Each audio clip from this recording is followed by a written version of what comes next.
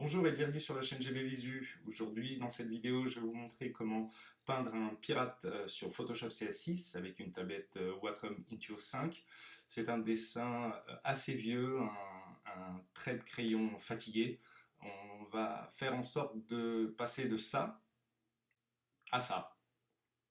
En 1h10 de temps, ça a été accéléré une dizaine de fois. Le temps réel pour le faire, il a été de 8 heures. Durant cette vidéo, je vais vous donner un maximum d'informations sur mes techniques ou les conseils que je peux vous donner. Cette vidéo, elle est intégrale. Elle comprend les erreurs et les aléas durant la réalisation de graphisme, les problèmes de calque, enfin, les choses humaines. Il n'y a pas de montage, donc on passe tout de suite à la vidéo et je vous souhaite un bon visionnage. Alors voilà, on ouvre Photoshop CS6. Petit aperçu vite fait des outils, bon vous connaissez. Choisi parmi le dessin. Au début je voulais en prendre un autre. Vous pouvez prendre celui-là. Finalement pirate c'est pas mal. Donc vieux dessin, hein. Scanner noir et blanc normal. On commence à faire déjà, c'est à créer un deuxième calque. Et il faut contourer le dessin. Vous pouvez le faire, vous pouvez faire un contour en prenant un autre calque et en remplissant par une couleur, si vous voulez, la surface que vous allez travailler, mais ça restera jamais aussi précis que la plume. Alors la plume, c'est un peu contraignant, mais le rendu pour la structure à la suite de votre dessin sera sans égal. Donc le principe, c'est de faire une masse nette, détourée, de la zone à travailler. Comme ça, si votre dessin, après, il est amené à être utilisé sur un autre support, vous pourrez maîtriser des contours nickel et avoir vos lumières ou pas forcément des contours noirs. Vous pourrez faire des contours clairs. C'est quand même très très pratique. Quand on prend un dessin noir et blanc, le principe c'est de lui mettre une option de fusion de produit pour que le blanc devienne transparent, pour qu'on commence à peindre derrière le dessin, celui-là qui est le calque 0. Voilà, c'est le premier calque.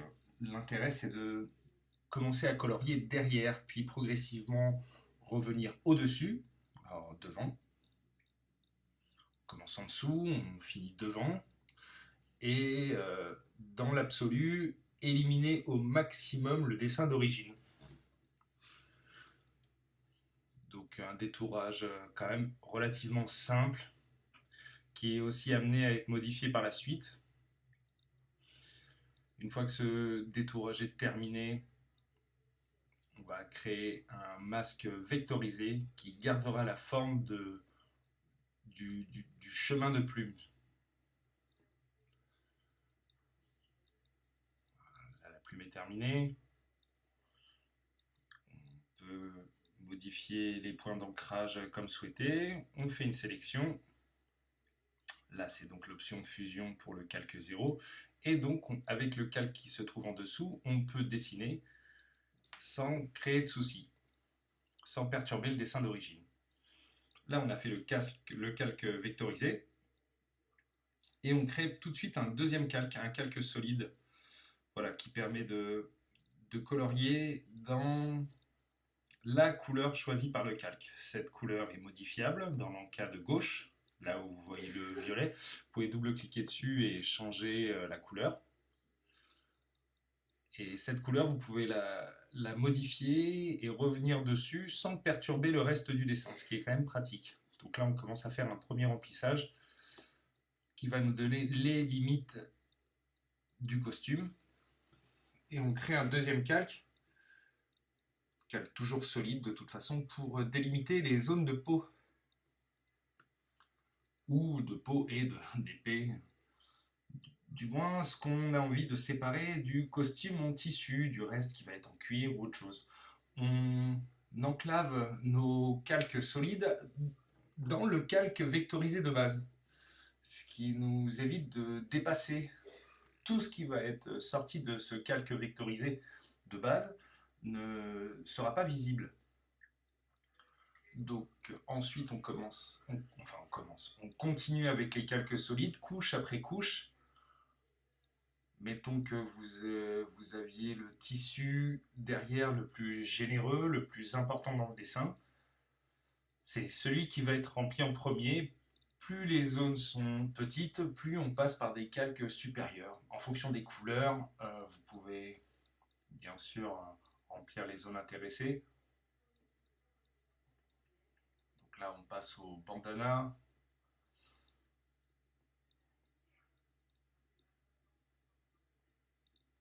Bandana, ceinture. Et vous voyez donc dans les masques qui sont accrétés au calque solide que la partie blanche restera visible et la partie noire sera donc enlevée. Là, je peins actuellement avec du blanc ou du noir car nous ne pouvons peindre que sur les masques de fusion.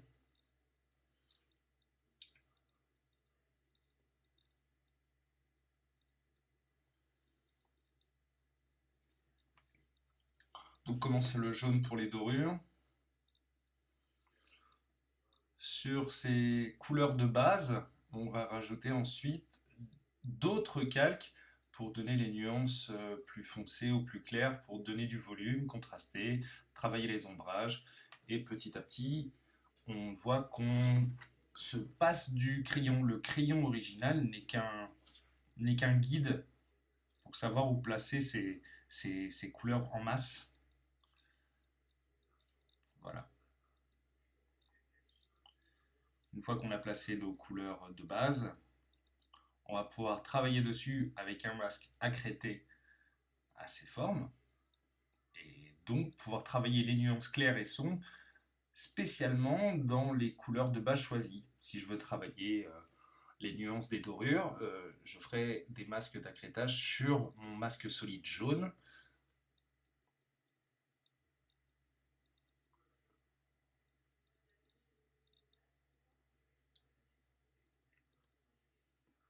On délimite bien les formes, on corrige souvent aussi. Et vous voyez là, quand je dessine, comme le masque est accrété, tout ce qui va dépasser de la zone qu'on a coupée à la plume initialement ne sera pas visible. Là, on a fait un deuxième calque donc accrété à la dorure pour commencer à travailler les valeurs sombres du jaune. Et petit à petit, on va réussir à créer un volume et retrouver les impressions du crayon initial. Donc, il est important de bien placer les ombres, savoir où situer sa lumière générale pour commencer à travailler des volumes cohérents.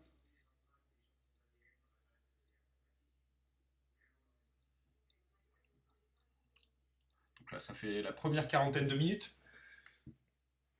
Le temps de faire une petite pause et on revient dessus. On attaque le marron pour les matières en cuir.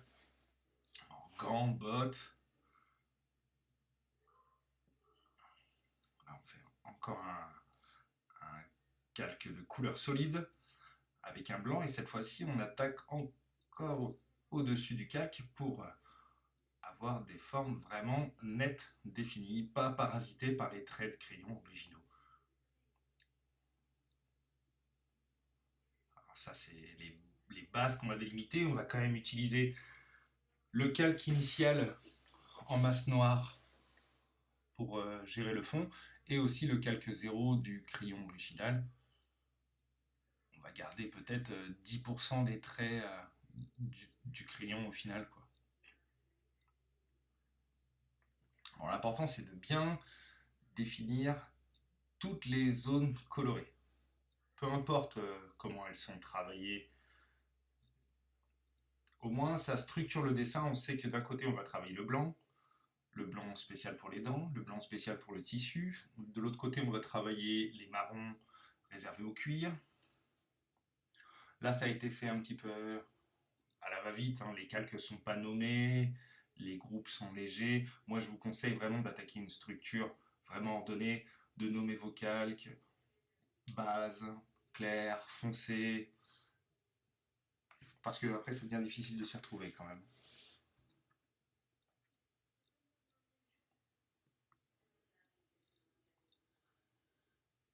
voyez le masque, le calque masqué rouge est accrété au dernier calque blanc qu'on vient de faire. Pas de débordement. Je travaille en extérieur, comme ça, pour mes dégradés, mes peintures un petit peu floutées, les crayons un peu légers, je peux travailler des effets sans commencer à baver sur la peau ou des zones où cette couleur n'aurait rien à faire là. Voilà, quand vous avez une couleur primaire en général de ce genre-là, profitez-en pour tartiner toutes les zones apparentées à cette couleur, même si par la suite vous aurez des différences.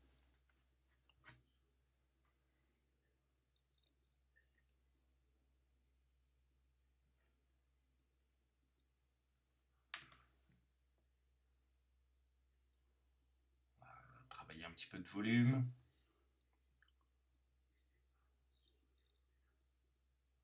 Là, on commence à effacer gentiment les bavures de crayon. On garde les zones qui nous intéressent et on commence à libérer les zones qui sont un peu trop encombrées. Voilà, par exemple, un calque qui a été doublé en erreur, qu'on réefface. Comme il est quand même essentiel de travailler les raccourcis, il se peut bien souvent que vous fassiez des erreurs de raccourcis. Hein. Donc, à ça, il n'y a pas photo. Rendez-vous-en vite compte pour pouvoir contrer avec l'historique, revenir en arrière sur vos actions et sauvegarder régulièrement, qui est aussi essentiel. Donc un calque supplémentaire par-dessus le blanc pour pouvoir travailler les ombrages des dents. Vous voyez là on commence à trier un petit peu les bases, les dorures, le visage. Alors au début ça a l'air très très propre, hein. Trois groupes, un calque, c'est magnifique. Souvent à la fin des 8 heures on se retrouve avec une vingtaine de calques enfouis. D'où la structure vraiment essentielle.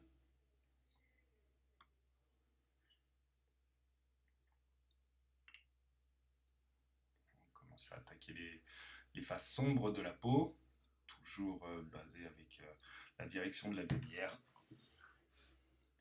Sachant que la lumière est censée, moi quand je l'ai fait, je me suis dit la lumière vient de notre côté au droit. Donc tout ce qui va être sous le nez, créer ses profondeurs, sous le chapeau, sous le bandana. Vous pouvez tartiner et ensuite effacer, affiner. C'est ça qui est bien avec le calque solide. La couleur est modifiable sans perturber quel que soit rien d'autre dans tout le calque.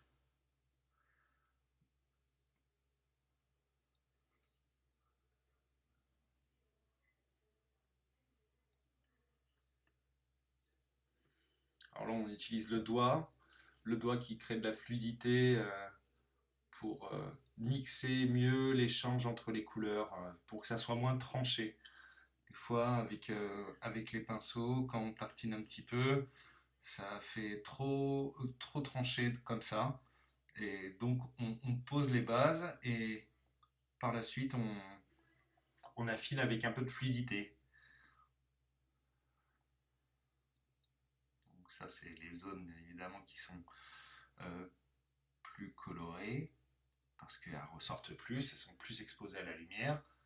Donc le doigt, pareil, voilà, on fluidifie un petit peu la couleur qui a été posée et on efface gentiment avec une gomme à opacité légère.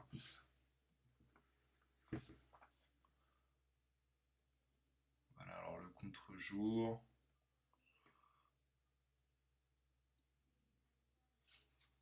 Là, on a des lumières qui sont bien posées. Un petit peu de mouche type pour donner de l'irrégularité sur la peau. Si c'est trop lisse, ça peut rendre un peu fake, synthétique. Là, on voit que le calque doré était sorti de son écrêtage. Vous voyez sur les épaulettes, les traits de construction. On va reprendre le calque de base, le calque vectorisé de notre tracé à la plume, pour récupérer le contour et effacer les surplus.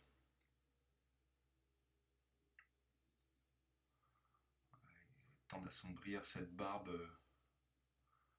fatiguée elle aussi, comme ses sourcils transparents.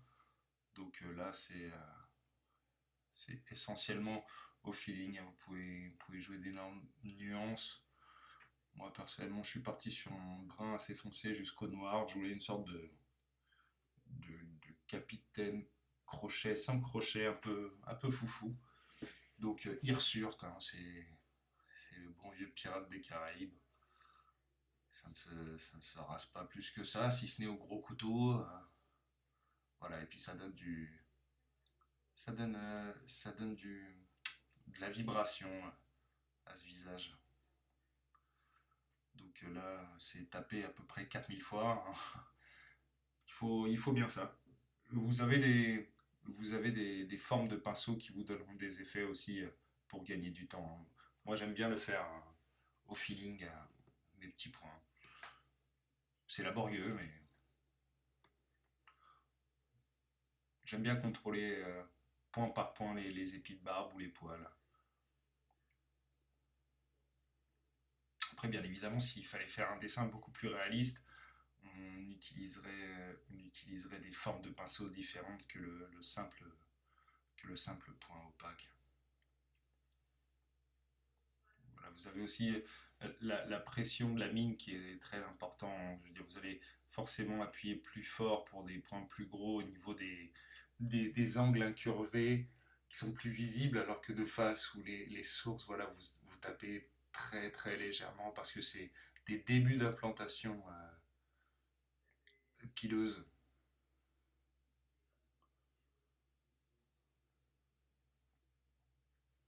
Donc là, on a une premier aperçu du visage avec les couleurs et les lumières de poser. On voit encore les traits assez grossiers, hein, du crayon de base.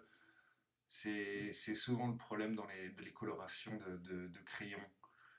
On n'arrive pas à se débarrasser de ces traits qui rendent jamais pareil sur peinture digitale, hein. Une fois que c'est scanné, un crayon, les traits sont un peu baveux, quoi.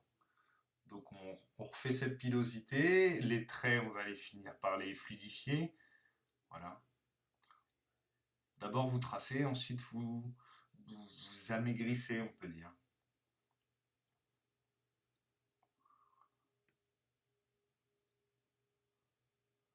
Alors là, j'ai utilisé pareil un calque de couleur solide noire pour combler les, les, les manques de traits ou corriger justement ces traits d'une manière plus fine.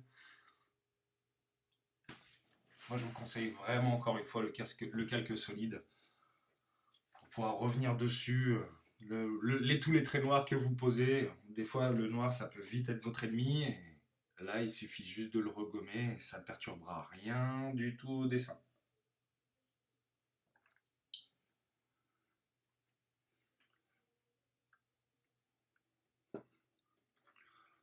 Quelques petits effets de capillaires sanguins. On aurait pu travailler les yeux encore plus haut et plus haut, hein, mais j'ai peur que ça me prenne 2 mois et demi, donc je suis allé quand même droit au but. Là, je viens d'enlever le calque original, vous avez vu la source de tous les traits noirs. Là, pareil, je refais les tracés du nez, je corrige un peu l'angle de la dentition, la profondeur et les ombres de la mâchoire. Quelques volumes sur les dents.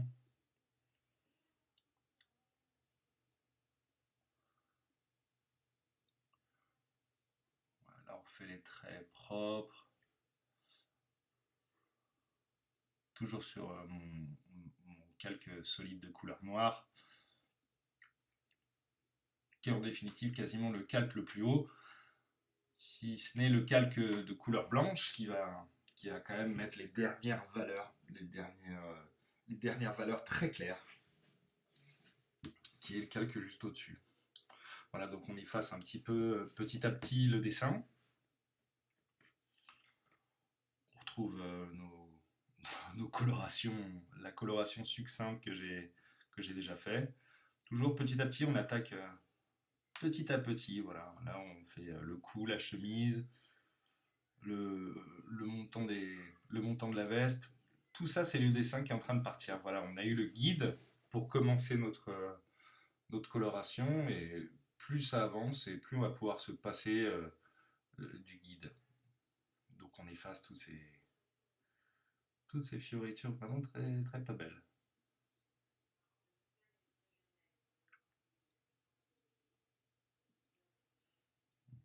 Voilà, ça tout de suite, quand on enlève l'ombrage du crayon original, on retrouve la clarté de la couleur.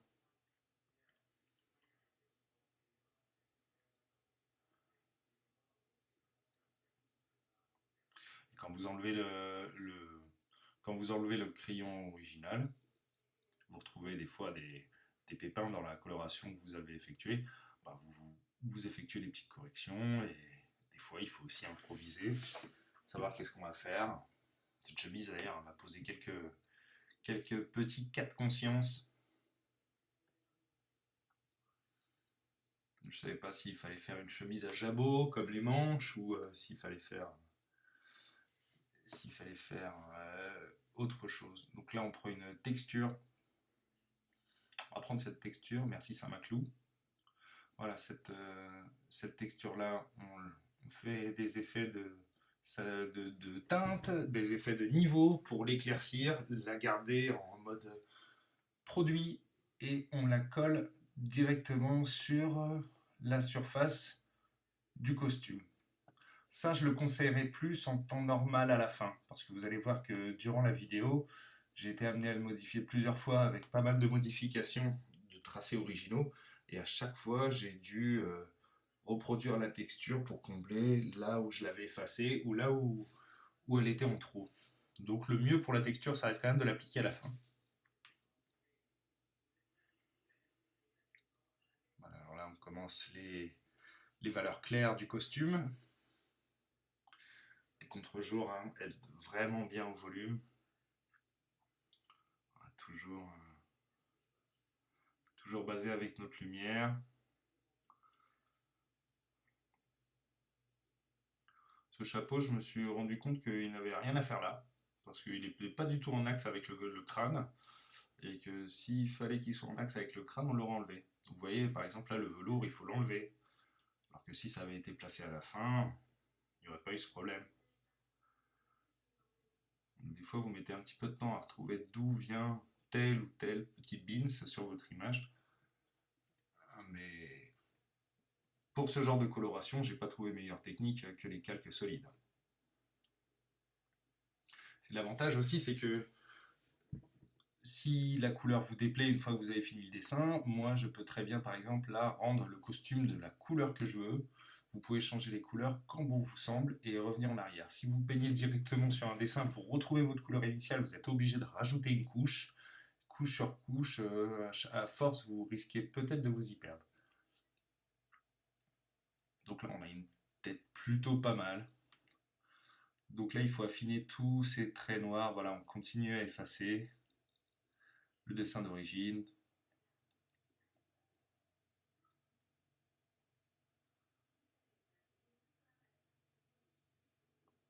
Et voilà des petits changements de tonalité, parce que je ne suis pas satisfait de la couleur. Donc on change les tonalités de couleur, les nuances, et on applique. Zone d'ombrage. C'est grossier, hein, mais plus vous allez avancer, plus vous allez affiner. Vous pouvez affiner directement, mais c'est au risque de devoir les modifier si vous avez des modifications. Et ça peut être désagréable s'il y a 3 ou 4 calques qui sont en jeu. Plus les calques sont terminés, du moins ce que vous vouliez en faire comme application sur votre image, plus ils sont terminés, plus vous pouvez les désaccréter. C'est-à-dire que là, le bleu clair, je viens de l'accréter au bleu foncé. Comme ça, le bleu clair, peu importe où il est tartiné sur l'image, il ne sortira pas de la zone où est installé le bleu foncé. Mais par la suite, je vais faire une sélection de l'opacité sur le calque bleu foncé, inverser la sélection et supprimer tout ce qui pourrait en dépasser du calque bleu clair.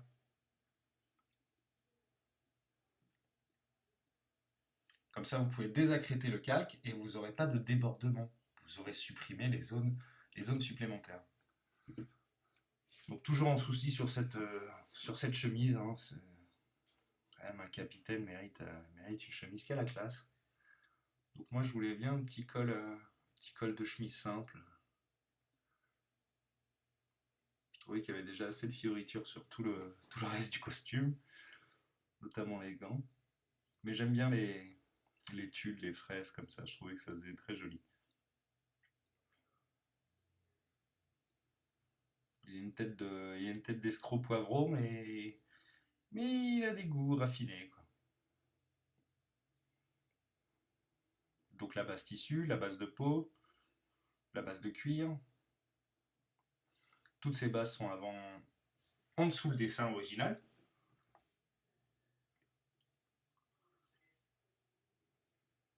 Et à force d'effacer le dessin original, normalement ça passe par-dessus. Voilà, donc là le orange qui est aussi accrété. Donc on ne peut pas dépasser de la zone tracée de l'original du bandana.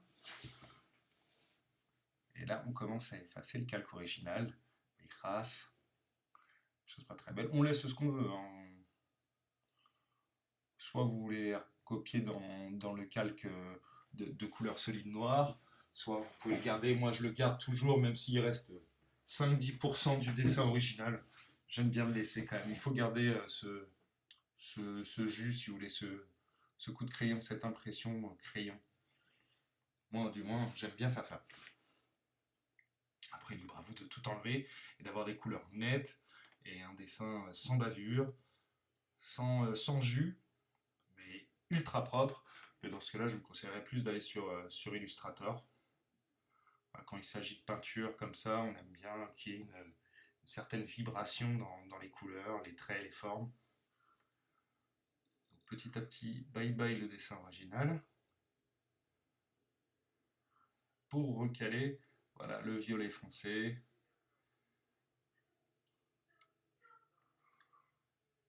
Différentes formes, là il faut affiner un petit peu cette limite.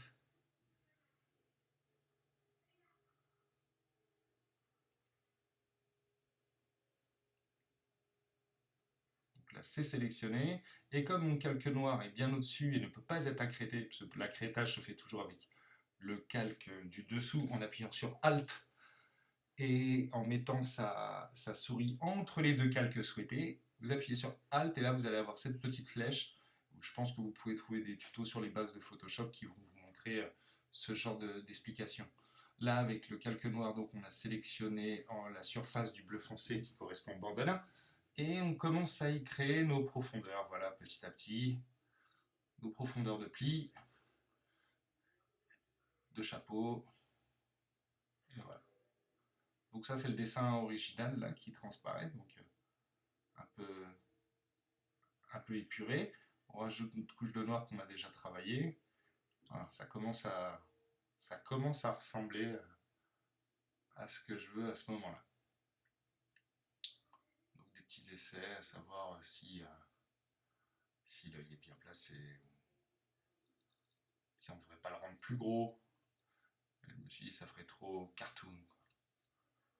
Je voulais que ce pirate fasse un coup d'œil avec le gros œil et le bon.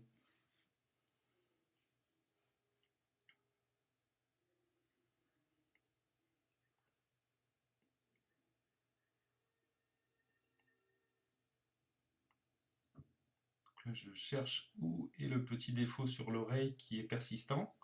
Et en fait, ce défaut-là, voilà, c'est le velours et donc la texture.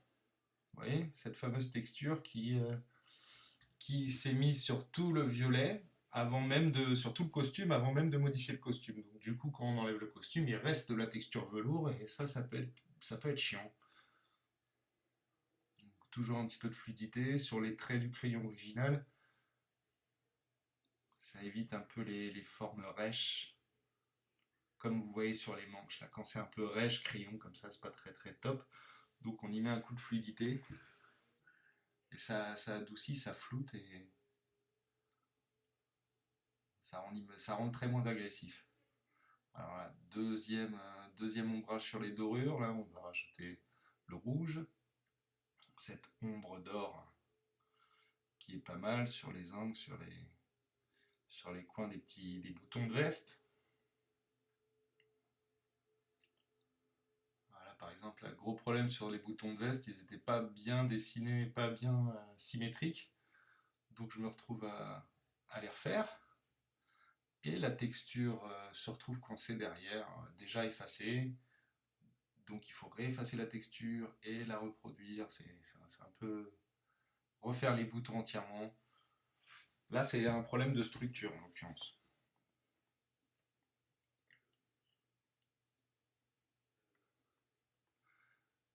Petit Chico.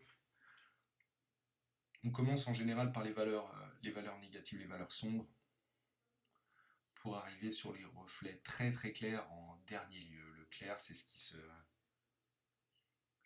qui va s'apposer à la fin, qui va donner vraiment l'éclat.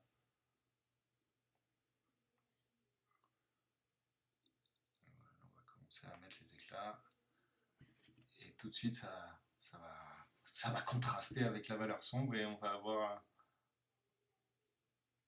un beau résultat.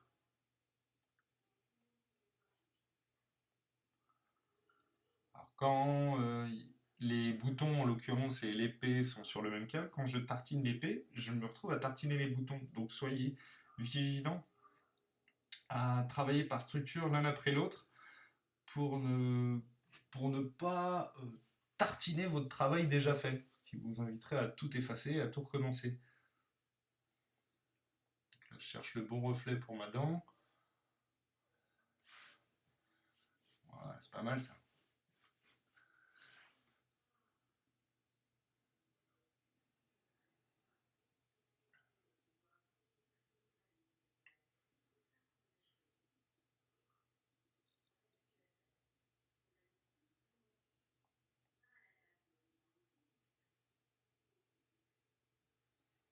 Donc on attaque la ceinture. À faute d'avoir fait des bariolets, on va les inventer.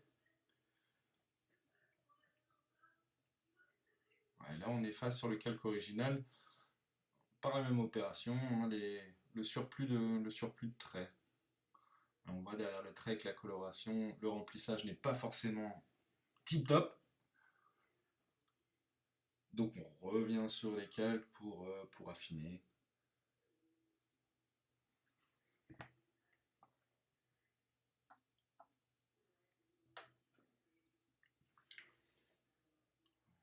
Au fur et à mesure, on arrive et on nettoie à partir du tout premier calque qu'on a fait, le calque vectorisé, on nettoie les contours de chaque calque. Comme ça, on peut les désaccréter sans avoir aucun débordement de la surface. On s'arrête toujours à la plume qu'on a faite initialement. Si jamais dans la vidéo, il est possible, hein, je ne suis pas un expert des vidéos, mais si jamais ça manque de clarté et vous avez des questions, n'hésitez pas, ça sera un plaisir d'y répondre du mieux que je peux pour vous donner tous les détails, les commandes,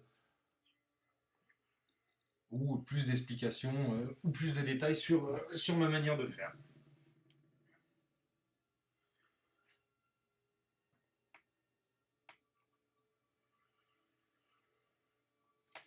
Donc là forcément on va travailler l'ombrage de la zone de cou.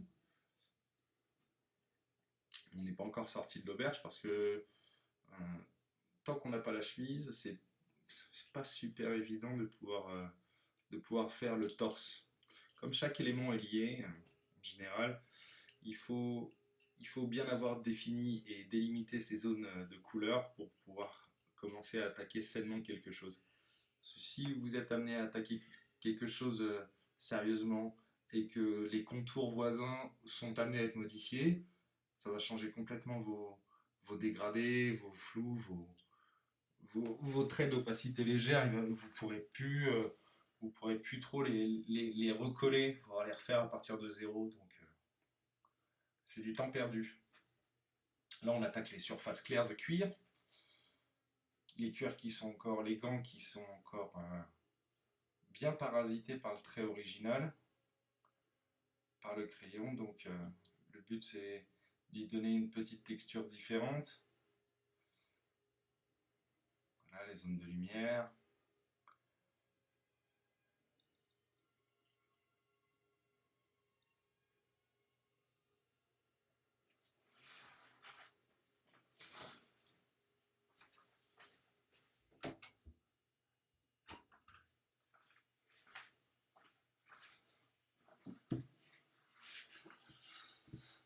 Donc j'ai trouvé que c'était trop foncé, donc là on revient sur la couleur du calque solide et puis on revient sur sa décision, on décide de mettre une couleur plus claire, ou plus foncée. On retravaille les traits avec la valeur Q à foncer, on commence à retravailler les contours. Là on a encore beaucoup de crayons, on va finir par l'enlever.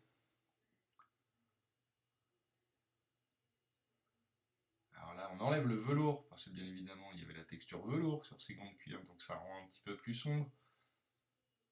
Et là, ça rend trop clair carotte.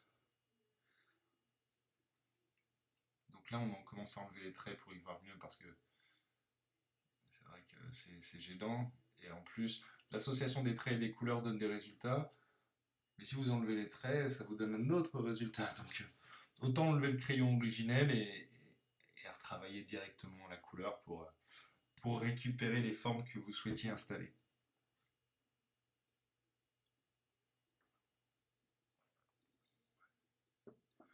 On affine, hein, toujours.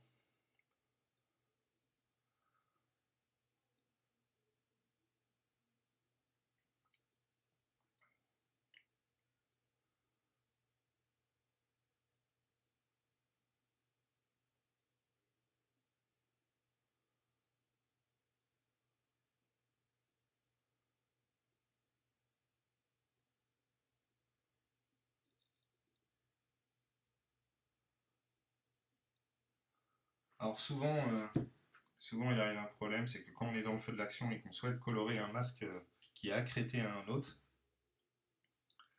on tartine et on se rend compte que rien ne remplit, mais c'est normal, c'est parce que votre calque de base n'est pas rempli jusqu'à l'endroit où vous voulez peindre, donc ça ne sera pas visible. Si vous voulez le rendre visible, il faut aller sur le calque de base, sur lequel est accrété celui en cible où vous voulez colorier, et colorier la zone, élargir la zone de coloration pour enfin trouver la couleur que vous aviez posée. Elle était là, mais elle était juste masquée.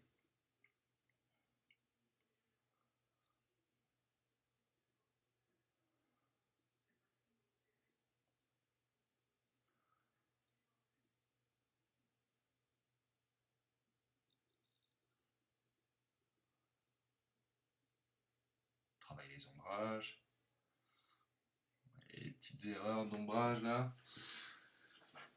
Le dessus de la main étant plus exposé à la lumière, elle ne peut pas être aussi sombre que les doigts qui sont censés se replier vers le bas. Donc entre le marron foncé et le noir, il faut jouer pour être sombre mais pas trop. Souvent le noir est un méchant ennemi. On a tendance à en abuser.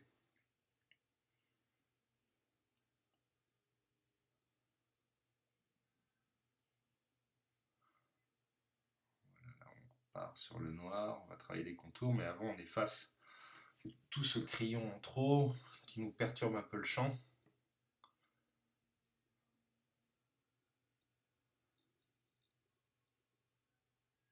Voilà, là en tartinant. Si j'avais pas accrété mon masque, j'aurais fait un énorme trait de marron foncé. Mais comme le marron foncé n'agit que sur le marron de base, je peux y aller gaiement et travailler mes dégradés sans dépasser.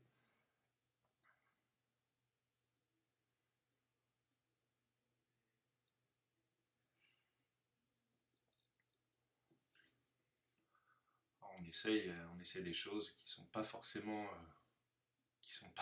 réussies. En l'occurrence, la jointure entre le pantalon et la jambe de bois ont été aussi source de doute. Voilà, là on fluidifie un petit peu pour avoir ce côté un peu moins rêche du crayon. Ça me perturber à l'œil d'avoir ça. Non mais cet effet flouté n'est pas non plus un rendu optimal. Bon, je voulais essayer des, des volutes sur la chemise, mais au final je me rendrais compte que ça n'apporterait rien au dessin, quoi. Parce que moi je voulais, comme il soit barbu, poilu, je voulais qu'il ait un torse poilu. Je voulais que ça soit une bête hirsute. Et avec un col comme ça, on voit rien du tout. Donc là, on prend le noir. Et là, j'ai fait une erreur. En fait, vous voyez mon calque solide, et ben j'ai colorié dessus, et du coup, il n'est plus solide. Ça devient un calque masqué qui peut contenir plusieurs couleurs. Et ça, c'est un peu chiant.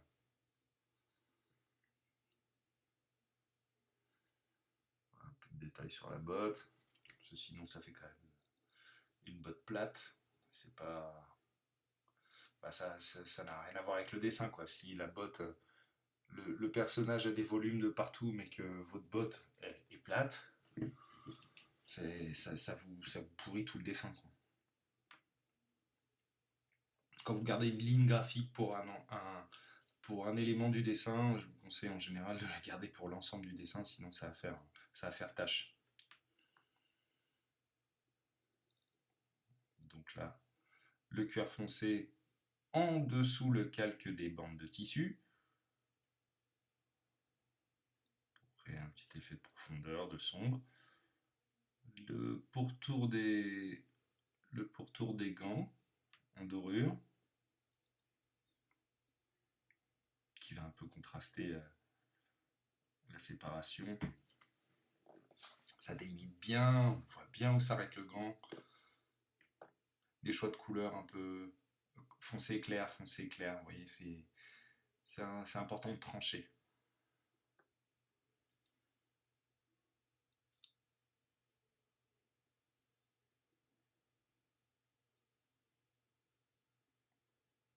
Et pas forcément. Si vous faites clair sur clair, vous allez commencer à vous perdre. Voilà pourquoi on diminue la bordure du gant pour pas qu'elle passe derrière ce bouton, sinon le bouton va être illisible et ça va être chiant.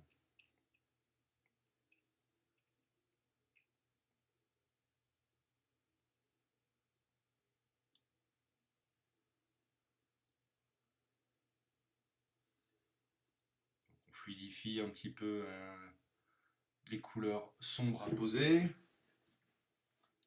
pour que ça tranche moins.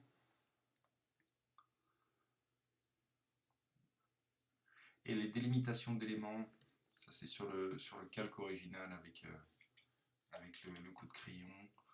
En général, il ne faut pas laisser les délimitations entre le gant et le tissu, entre le gant et le bandeau. Si vous laissez les traits noirs du crayon, ça va être infâme, ça va baver.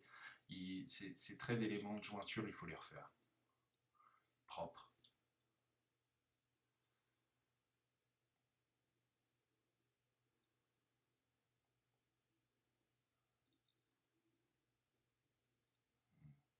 Avec le noir. En sélectionnant le calque des cuirs de base pour bien délimiter le cuir. Voilà, de la gomme.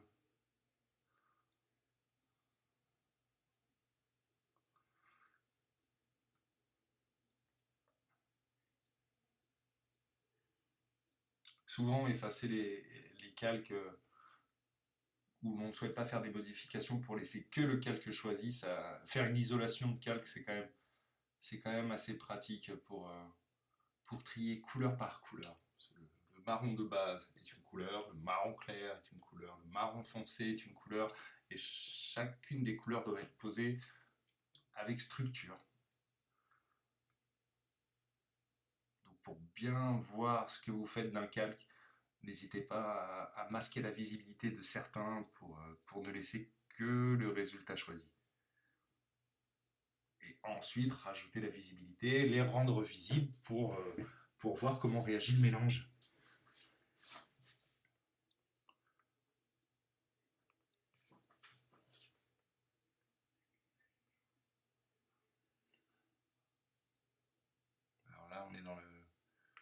dans le plus sombre, hein.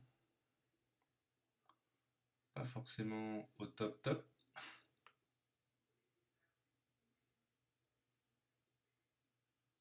On va être dans le clair.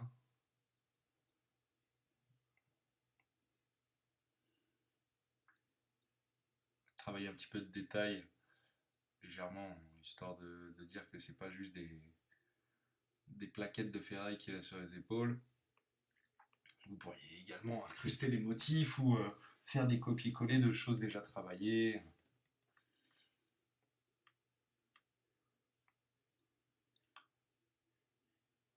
Voilà, tout ce crayon qui a bavé, parce que bon, là-bas c'est un A4. Je sais qu'il y a des gens qui font des têtes sur 2 cm², mais moi en A4 encore, des fois, ça arrive de baver. Donc on fait un peu de nettoyage. Il faut savoir que l'idéal, c'est que même les traits qu'on est en train de laisser maintenant, à la fin du dessin, il faut qu'ils aient été éliminés, voire remplacés. C'est pas possible de garder les traits de crayon comme ça en définitive. Ou très peu. Un peu de contre-jour. Alors là, on efface le cuir foncé et on le réétale gentiment en flouté avec une opacité légère, 40%. En général, c'est des opacités à 40%, flou 40%, flou 100% et net. Vous pouvez travailler plus dans le détail. Après, si vous commencez à rentrer avec plus de 3 nuances, je pense à 5-6 nuances, là vous allez pouvoir commencer à travailler des pinceaux avec des opacités à 20%, vraiment pour des camailleux vraiment subtils.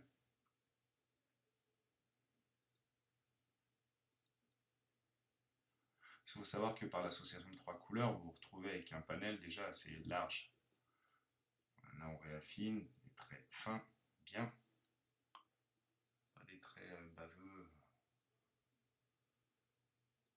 dégueulasses comme la chemise.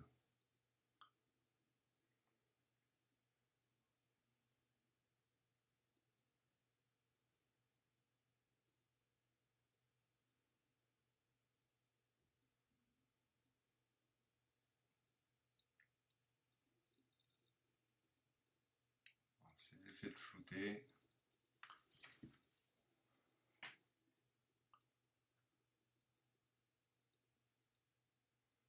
En général, au début, on attaque avec des contours nets et plus on avance dans les remplissages, plus on travaille avec des contours flous. Mais c'est pas parce que vous allez arriver à des contours flous, il ne faudra pas refaire un retour sur contour net. C'est à votre propre jugement sur votre dessin.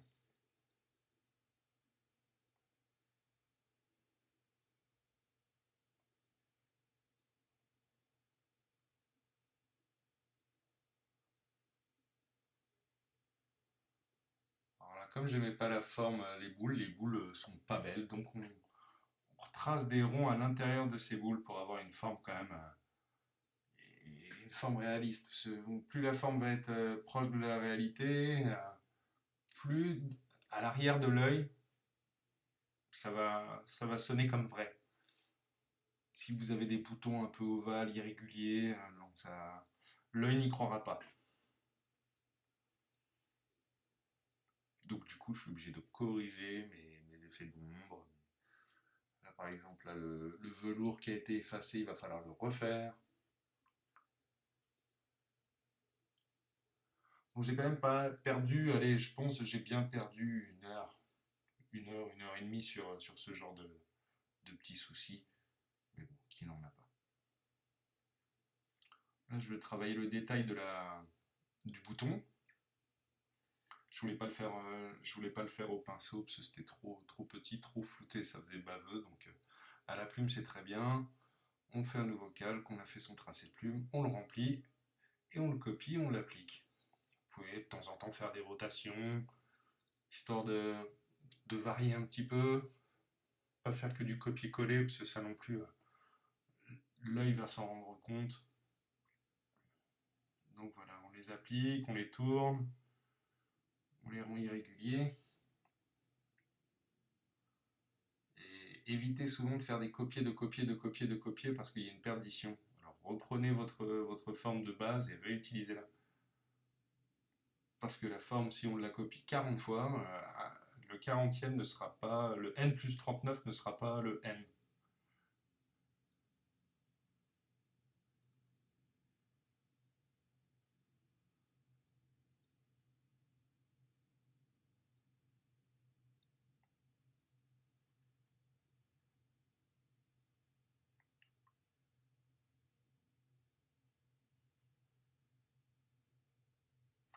Donc là, on a nos 30 motifs réassemblés sur un seul calque, et ça, on n'y touchera plus jusqu'à la fin.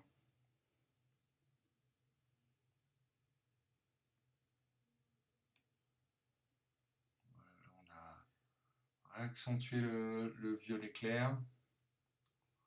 On vérifie calque par calque où se trouvent les choses. Avancer par stratégie quand même. Des petites sauvegardes aussi entre temps, hein, n'oubliez pas. Voilà.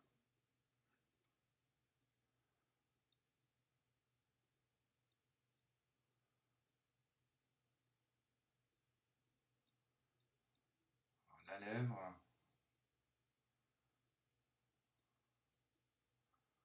Une première couleur.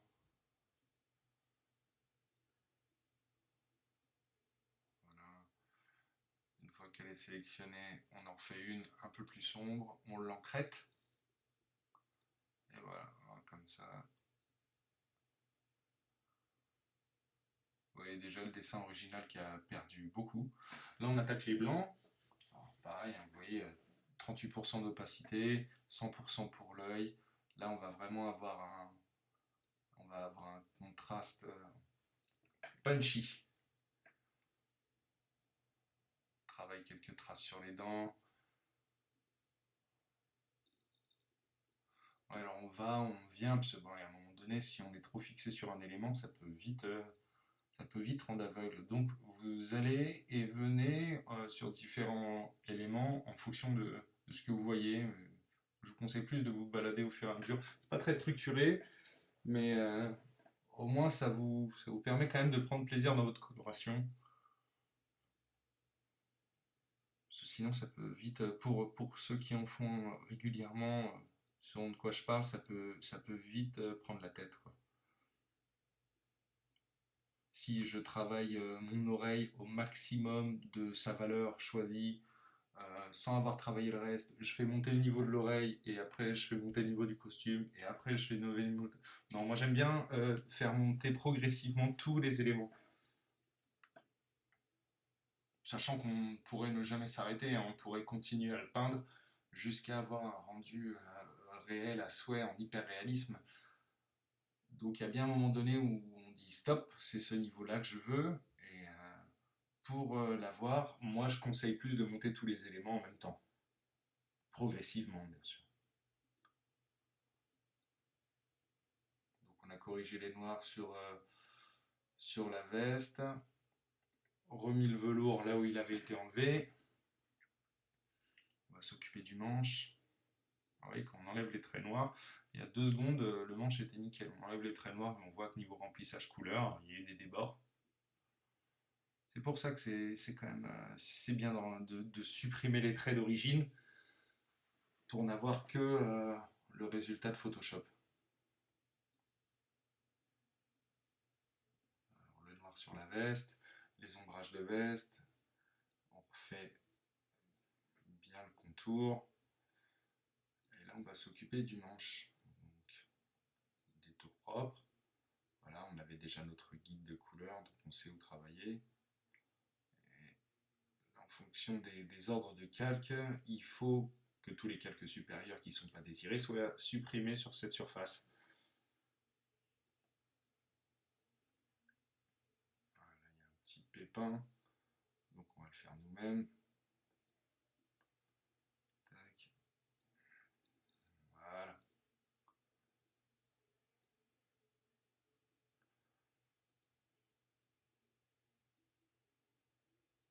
Pareil, hein, le jaune clair de l'arrière ne peut pas être collé au jaune devant du manche. il faut faire une petite coupure, sinon ça colle pas. Ces petits détails qu'on affine.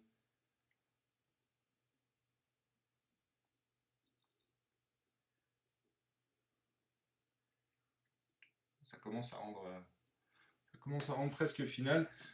Et là, il faut s'atteler à la chemise. Donc au début, je voulais affiner mon trait que j'avais fait grossièrement pour commencer à travailler des volutes. Et là, j'étais encore parti sur mon idée de volute. Je pensais pas à mes poils. C'est qu'après. Donc là aussi, c'est du temps perdu, mais c'est pas en soi du temps perdu parce que c'est de la balade. Hein. On fait ça c'est de l'exploration. C'est de l'exploration artistique. On cherche.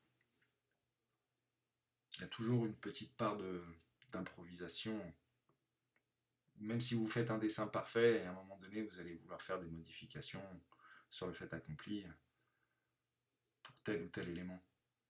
Et là, je vois que ça va pas coller, que ça va pas rendre joli. Un gros travail d'ombrage et c'est pas forcément ce que je souhaitais pour la chemise. Donc ce que vous êtes en train de voir, là, je suis en train de me prendre la tête pour quelque chose que je vais effacer grandement.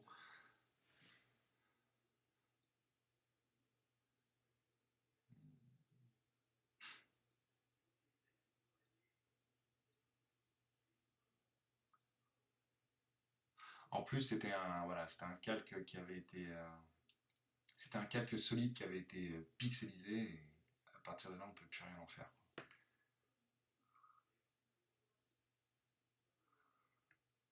Voilà, une bonne ouverture nette.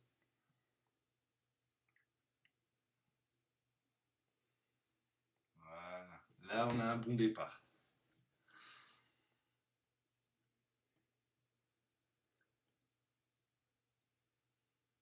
On prend un nouveau calque noir pour éviter d'empiéter sur le travail du noir déjà fait sur le reste. Si jamais je suis amené à effacer, je veux pas travailler, je veux pas effacer tout le noir déjà fait. Donc je refais un calque noir.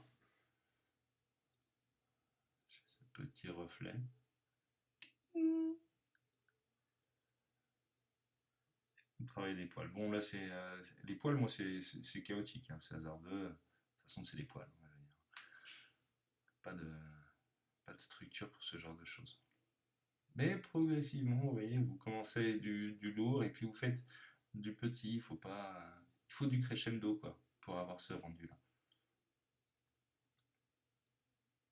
Mais voilà, en texture, ça rend. Vous pouvez faire du texturing 3D avec ce genre de combine. Ça rend parfaitement quoi. Les petites zones d'ombrage qu'il faut, voilà. Alors là, on est avec du 8% noir. Là, pour accentuer un petit peu les volumes.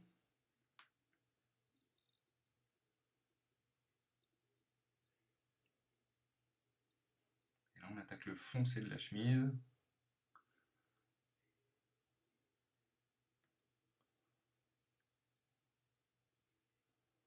En faisant ça, je me rends compte que je serais obligé de toucher les manches qui ont été floutées précédemment parce qu'elles ne sont pas de la même couleur. Donc si j'avais laissé les manches originales, ça n'aurait pas collé. Ça n'aurait pas fait les manches de chemise, ça aurait fait des manches de gants, je sais pas.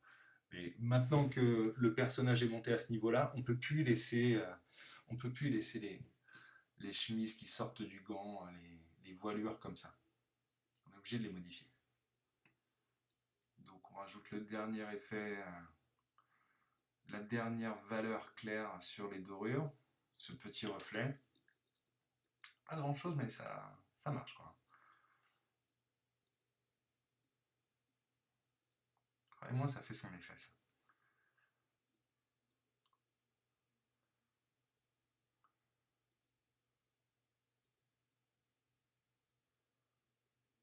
Et donc là,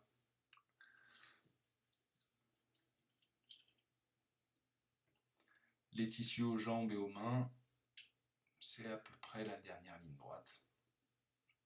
Donc on refait notre tracé. Vous avez l'heure au-dessus, hein, ça prend pas non plus 1000 ans de refaire les tracés. Hein, mais aussi prendre à plusieurs fois, faites des belles courbes, stoppez-la, repositionnez votre main et préparez-la pour la courbe suivante. Comme ça, vous êtes sûr d'avoir quelque chose de fluide. Pas comme ça. Voilà.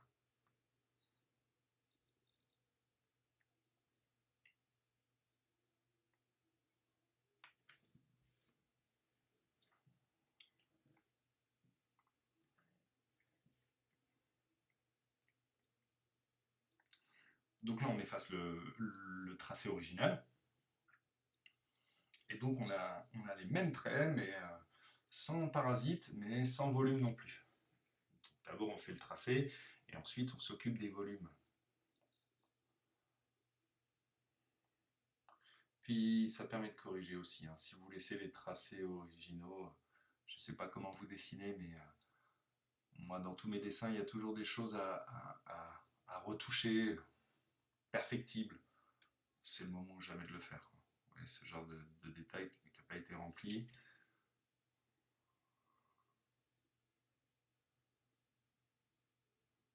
Par exemple, là, je vais faire toute cette modification. La coupe à l'intérieur des voilures ne me plaît pas.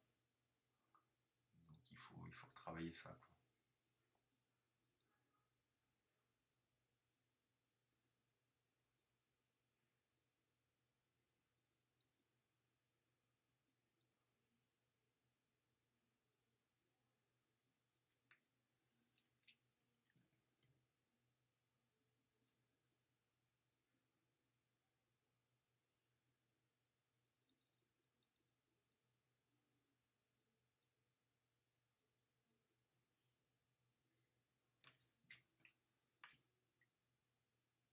Ouais, et au plus on se concentre sur détail après détail, et plus le niveau d'ensemble monte progressivement tout seul. Voilà, les contours. Là, je vais avoir des problèmes pour trouver d'où ça vient, mais c'est cette fameuse texture velours. Je l'ai cherché pendant un moment d'ailleurs, pour savoir d'où ça pouvait venir.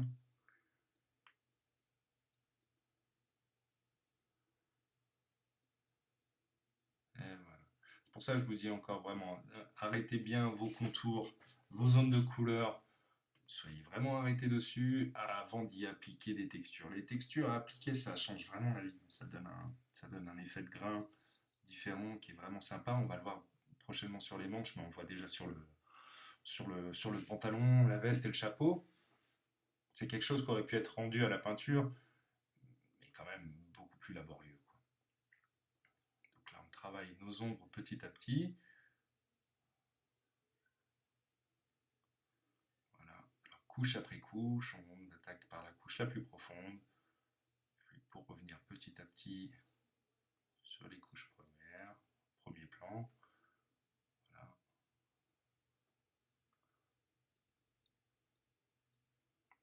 Là déjà ça rend bien, mais ça rend lisse. Il n'y a pas de texture tissu.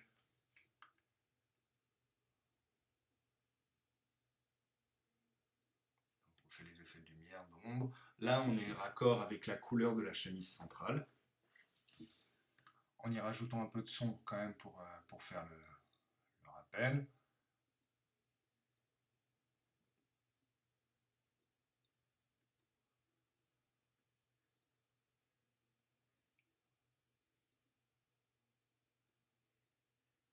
Même opération sur la manche de droite.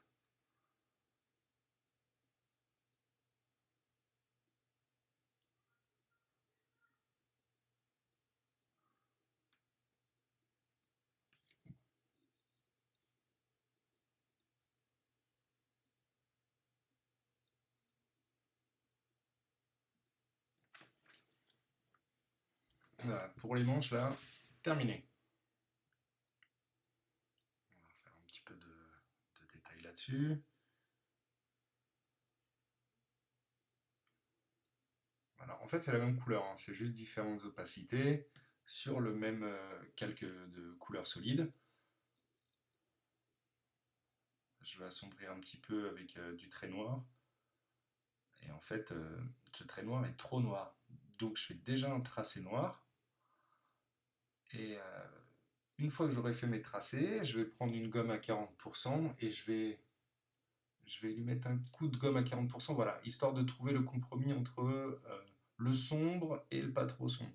Le sombre de la chemise et le sombre du noir. Pas dénaturer la couleur d'origine, quoi. Mais tout de suite, là, on prend un effet de volume. Donc on nettoie ces petits défauts qu'il y a là, on rajoute sur les cales de fusion. Vous pouvez faire des sélections. Par exemple, sélection du tissu, ça va vous donner beaucoup plus que le tissu. Mais ensuite, vous enlevez de ça, vous soustrayez la sélection de la chair. Et vous allez retrouver avec le col de chemise nickel. Et là, vous allez pouvoir le peindre pour faire une zone délimitée. On aurait pu le monter encore plus, hein. Une fois de plus, je le dis. C'est pas du tout le niveau ultime de ce dessin. Ça reste quand même succinct, mais je suis assez content. Je suis assez content de ce qu'il rend. Ça fait un moment que je voulais le dessiner, Pépère. Je trouve qu'il est bien à sa place.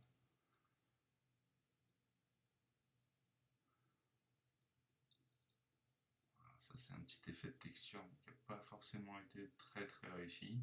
Au final, la texture sera prise du velours aussi, mais sous un autre effet de calque de fusion.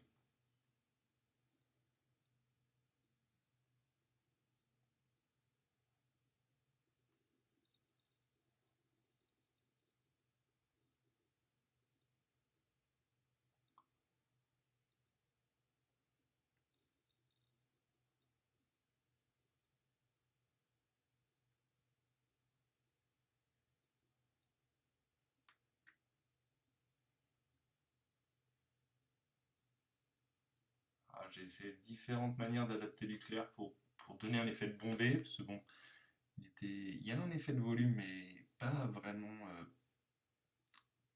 convexe comme je le souhaitais. Donc je cherchais la meilleure manière d'appliquer la lumière. Et ça n'a pas été forcément de tout.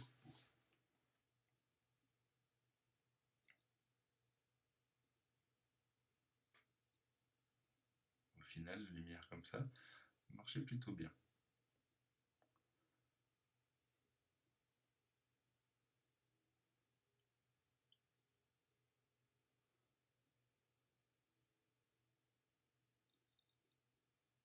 Donc là, je nettoie, j'ai sélectionné mon calque d'origine et je vais sur tous les calques en ayant sélectionné l'inverse, vous voyez au cadre de sélection, pour supprimer de tous les calques ce qui pourrait déborder de la sélection à la plume d'origine. Comme ça, que les calques soient accrétés ou pas, ça n'a plus aucune importance. On délimite encore des choses pas très très belles, mais l'ombrage où il faut.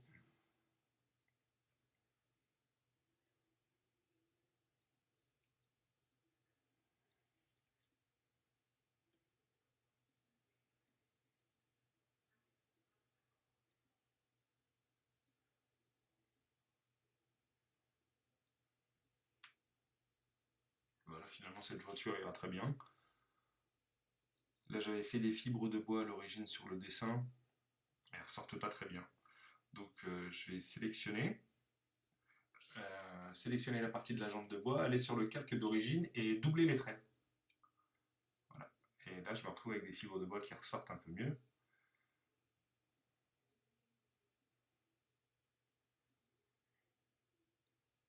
Là je vole de la texture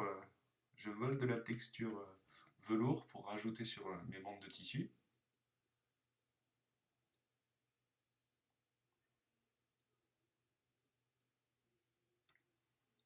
Et ce tissu qui va être sélectionné à part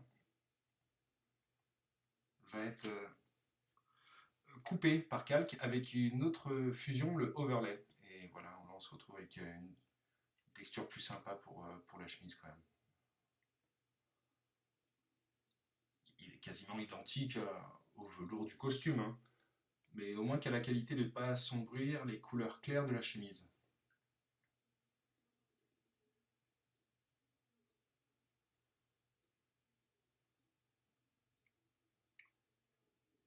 donc la même application sur les volutes du pantalon.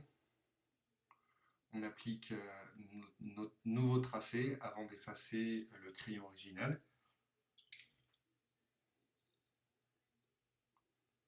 Alors, les nouveaux contours de noir. Les contours de noir dans ce dessin-là, ils sont présents, mais je veux dire, c'est pas toujours le cas.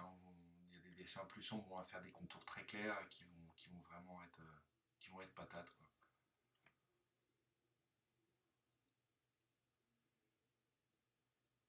Donc on prend la même couleur, pas de souci de retrouver la nuance exacte, d'avoir un changement de variation. Vous travaillez sur le même que calque solide, ça ne peut que être la même couleur.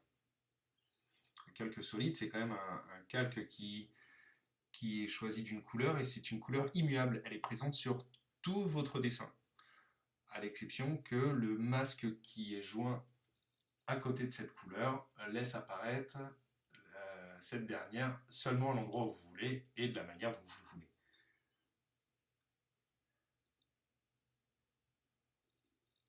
Donc encore travailler un peu le noir en délimitant, enlever un peu voilà, une petite opacité légère parce que c'était un poil trop noir pour les traits. Voilà, je veux bien de la broderie sur les manches, mais là il n'y a pas de broderie en bordure de volute.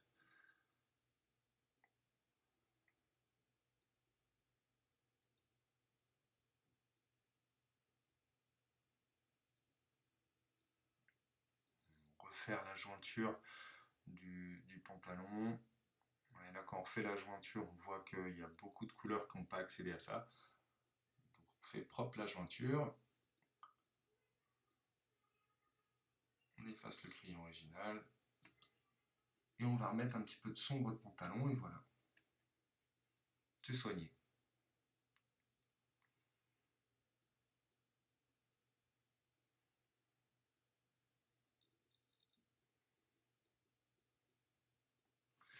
Donc voilà, c'est terminé. Bah écoutez, j'espère que ça vous a plu. Encore une fois, merci d'avoir regardé cette vidéo. N'hésitez pas si vous avez des questions, ça sera avec grand plaisir d'y répondre. Vous pouvez toujours suivre mon travail sur les liens qui sont disponibles sur la vidéo. Et je vous dis merci encore et à très bientôt pour d'autres vidéos tutoriels sur la chaîne GB Visu. À bientôt, salut!